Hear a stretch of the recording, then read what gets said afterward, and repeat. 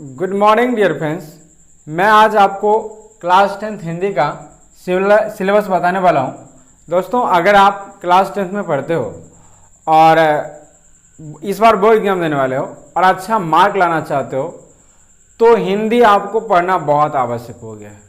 ठीक है, क्योंकि हिंदी में अगर आप जितना मैथ में समझते हो, साइंस में समझते हो, उनका अगर 20% भी हिंदी में देते हो ना तो उनसे अच्छा मार्क स्कोर कर सकते हो, प्राप्त कर सकते हो, है ना।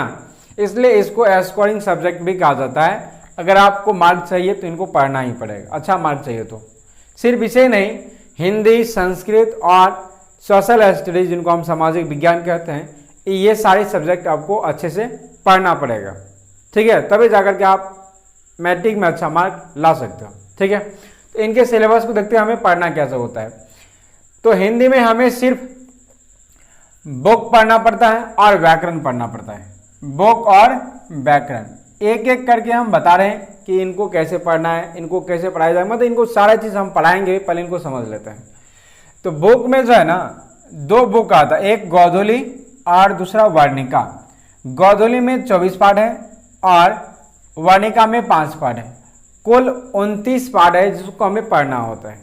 ठीक है, व्याकरण में हमें क्या सब पढ़ना होता है, इनको देख लेते हैं। हमें संधि पढ़ना होता है, समास पढ़ना होता है, उपसर्ग प्रत्यय पढ़ना होता है, लिंग पढ़ना होता है, मुहावरा पढ़ना होता है, उल्टा शब्द जिनको विपरीतार्थक शब्द कहते हैं इनको पढ़ना होता है, पर्यायवाची शब्द पढ़ना होता है, अनेक शब्द के एक शब्द, इनको भी हमें पढ़ना होता है व्याकरण के अंतर्गत। ये सब का सब लगभग ऑब्जेक्टिव में आता है। आप इसे ऑब्जेक्टिव में बनाओगे, ऑब्जेक्टिव में ये सब पूछा जाता है। ठीक है, अब बुक को देखते हैं। हिंदी में सब्जेक्ट ऑब्जेक्टिव प्रश्न भी रहता है और सब्जेक्टिव प्रश्न भी पूछा जाता है, जिसमें से 100 ऑब्जेक्टिव प्रश्न इससे पहले जो एग्जाम लिया गया था उससे अगर हम देखें तो 100 ऑब्जेक्टिव प्रश्न था, जिसमें हमें 50 बनाना था।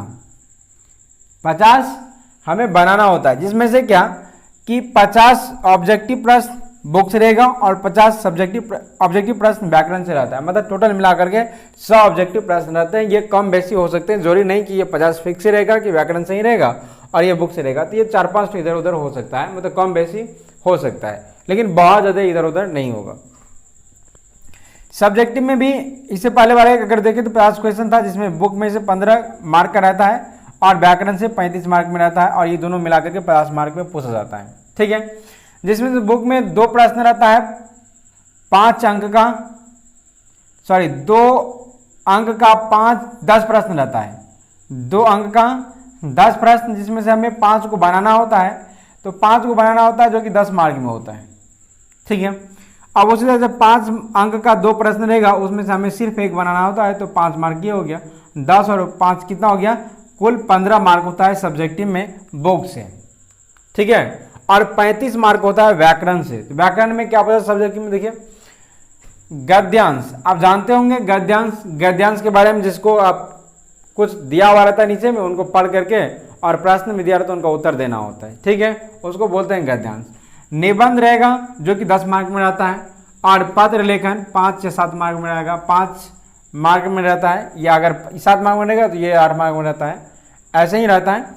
तो इन टोटल मिलाकर कितना हो गया, 35 मार्क में व्याकरण रहता है सब्जेक्टिव में।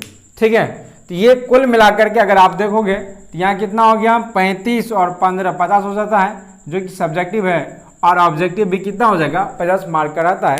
तो 50 और 50 कितना हो जाएगा, 100 मार्क का कुल हो जाएगा। लेकिन इस बार थोड़ा चेंज हुआ है। चेंज क्या हुआ है कि अब जो है 100 ऑब्जेक्टिव नहीं रहेंगे, बल्कि 60 ऑब्जेक्टिव रहेंगे, जिसमें से हमें 50 ऑब्जेक्टिव ही बनाना है। कितना बनाना है, 50 ऑब्जेक्टिव हमें बनाना है। तो अब तो समस्या है कि हमें इस 60 में से क्या करेंगे, तो 60 में कुछ भी नहीं, बस इसमें से क्या करना है, 30 को व्याकरण से रहेगा, 30 को बुक से रहेगा, तो हमें उसमें से क्या बनाना है, 25 करके यानी बना लेना है, या अगर चाहे तो 50 तो हमें बनाना ही कैसे भी करके। ठीक है, और इसी प्रकार से जो दिलगोत्रीय प्रश्न है उसमें भी ऐसे ही चेंज हो जाएगा। बाकी ये सबको पढ़ना ही पड़ेगा, मतलब ये सबको सबका सब पढ़ना ही पड़ेगा। प्रश्न भले ही कम रहेगा लेकिन इसी सब चीज से रहेगा, तो हम इसी सब चीज को बारीकी से एक करके समझने का प्रयास करेंगे और समझेंगे भी अच्छे से। इसके लिए आपको रेगुलर इस चैनल पर वीडियो मिलेगा जिनको आप रेगुलर करेंगे, मतलब ये महीना तो आपको रेगुलर करना पड़ेगा, कम से कम आपको 15 से 20 दिन समय देना पड़ेगा अगर आप हिंदी को अच्छे से करना चाहते हो तो।